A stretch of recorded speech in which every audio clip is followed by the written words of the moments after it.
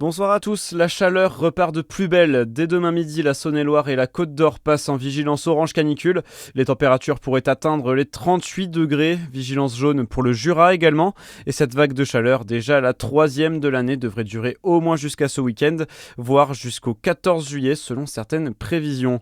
Pour limiter les risques d'incendie avec les sécheresses, certains décalent leur feu d'artifice du 14 juillet en décembre. C'est le cas de Fontaine-les-Dijon. La commune se trouve dans la partie de la Côte d'Or placée en risque sévère d'incendie. Les conditions appellent à la plus grande prudence selon la mairie qui tirera donc son feu d'artifice le 8 décembre. Une décision difficile mais nécessaire selon la ville.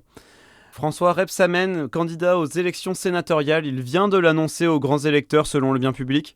Le président de Dijon Métropole qui n'a pour le moment pas annoncé sous quelle étiquette il se présenterait. Pour rappel, il avait été ministre du gouvernement Bayrou mais est désormais encarté dans la Convention, le mouvement de Bernard Cazeneuve. Vous voulez vous débarrasser de vos anciens téléphones portables inutilisés? L'organisme à but non lucratif Écosystème organise une grande collecte solidaire dans 3 communes du Jura, à Dole, Champagnole et Poligny jusqu'à mercredi. Une manière de contribuer à l'allongement de la vie de vos appareils électroniques. Marie Fourrure, porte-parole de cette collecte, vous explique comment ça marche. Alors, elle est partie d'un constat et d'un chiffre assez vertigineux, selon lequel il y aurait plus de 46 millions de téléphones oubliés dans les tiroirs des Français. Et c'est un véritable gâchis, à la fois social et environnemental. Très concrètement, donc dans tout le Jura, il y a plusieurs points de collecte que vous pourrez retrouver dans des déchetteries, des mairies, des bibliothèques, etc.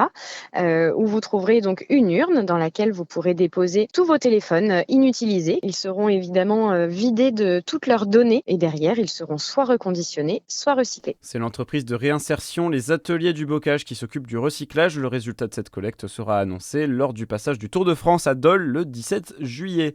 Dans le reste de l'actualité, le dénouement d'une des plus grandes affaires criminelles de ces dernières années en France, Cédric Jubilard est passé aux aveux. Ses avocats évoquent une énième dispute conjugale qui a mal tourné et assurent que tout sera fait pour que le corps de Delphine Jubilard soit retrouvé. En basket, la JDA se renforce, une nouvelle recrue vient garnir les lignes arrières.